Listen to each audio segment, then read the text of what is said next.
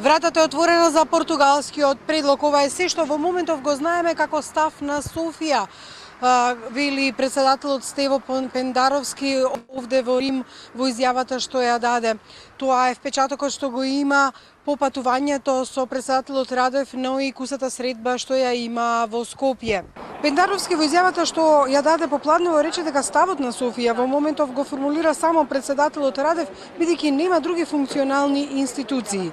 Председателот Радев зборува со сосема поинаква реторика од претходниците во бугарската влада, министрот за одбрана, министрот за надворешни работи, и се обидува, видовте во на негова куса изјава утро, се обидува да ја спушти топката, се обидува со еден културен речник да се обраќа кај нас. Значи тој се држи до суштинските бугарски барања, нема дилеми околу тоа, меѓутоа не навредува, како што за жал имавме бараж од навреди изминатата година. За себе председателот Пендаровски вели дека е реалист и умерен оптимист, што се однесува до така наречениот патокас или патна карта, која се споменува и барањата од Бугарија да бидат доставени предлози од Македонија. Пендаровски вели дека Македонија ќе достави деновиве предлози базирани на акционите планови, кои произлегуваат од билатералниот договор меѓу Македонија и Бугарија. Тоа се всушност акциони планови во однос на соработката во енергетиката, медиумите, културата, образованието и други соработки. Многу е битно да бидат сочувани виталните интереси. Ние ќе го направиме тоа.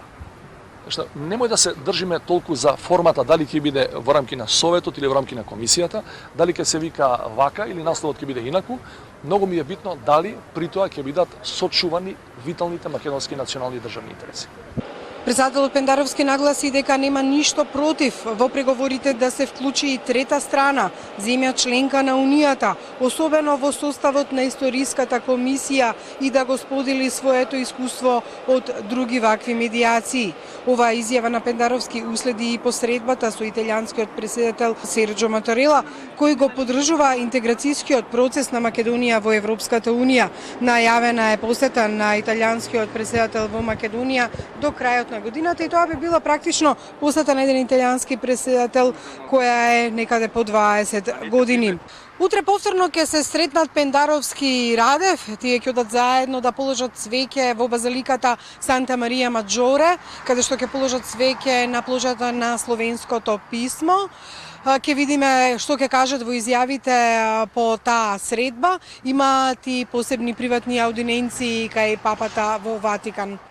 Од Рим за вестите на Телма, Снежана Лупевска, Созен.